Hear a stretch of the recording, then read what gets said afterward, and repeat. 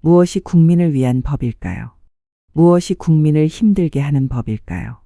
우리의 친구 MBC가 이에 대한 답을 제시하며 조이대를 한 수 가르쳤습니다.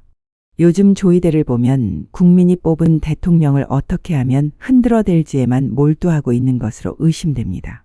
이런 뉴스 보면서 그런 생각을 뜯어고치고 자신의 거취를 심각하게 고민하면 어떨까요? 우선 국회 통과를 앞둔 사법개혁 3법에 대해 보도했는데요. 더불어민주당이 법왜곡죄와 재판소원, 대법관 증원 등 사법개혁 3법을 국회 법사위를 통과한 원안대로 본회의에서 처리하기로 했습니다. 국민의힘은 사법 파괴라 반발하며 무제한 토론, 필리버스터를 예고했습니다. 김상훈 기자입니다. 주말에도 국회에 모여 의원총회를 열었던 더불어민주당.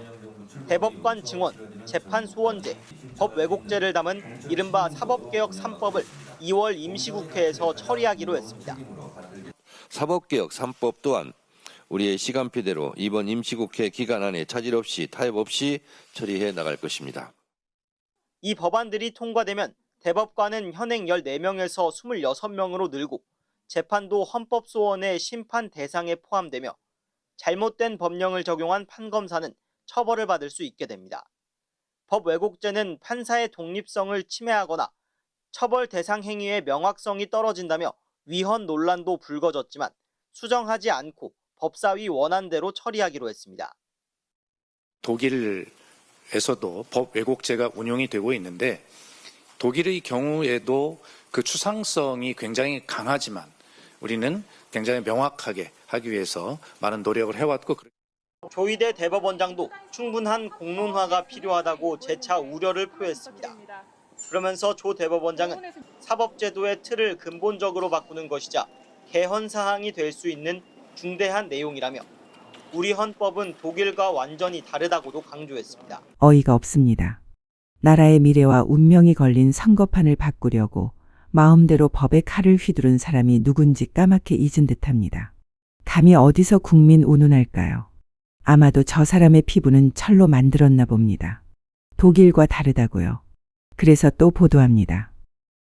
판사가 법에 따르지 않고 법을 뒤틀어 자의적인 판결을 할 경우 책임을 묻게 하자는 법왜곡죄.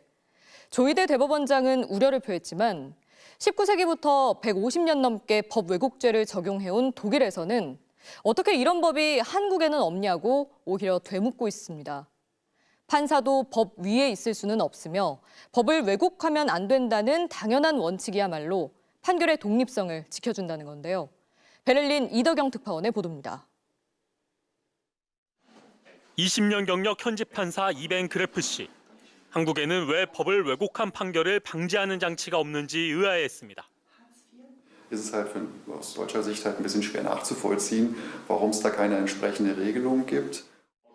독일의 법대에선 법 왜곡죄와 이 법이 어느 때 적용되는지에 대해 자세히 배운다고 합니다.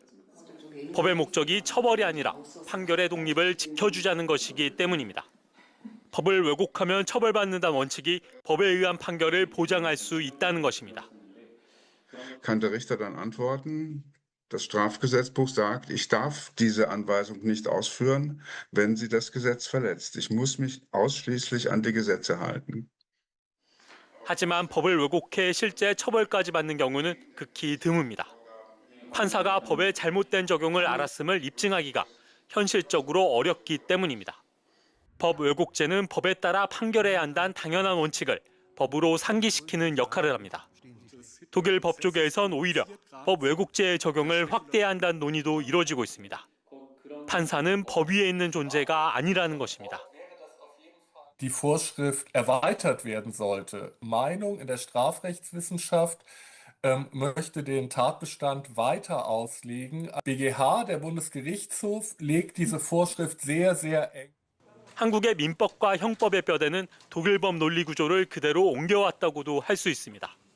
독일의 법 왜곡죄는 사법부에 대한 신뢰를 확보하기 위해 19세기 프로이센 시절에 제정돼 지금까지 150년 넘게 적용되었습니다.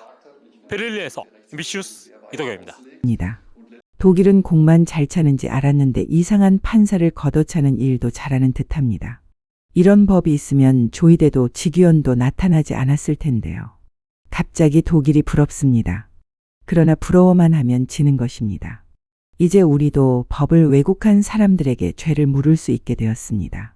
조이대 직위원 이제 끝났습니다. 젠장.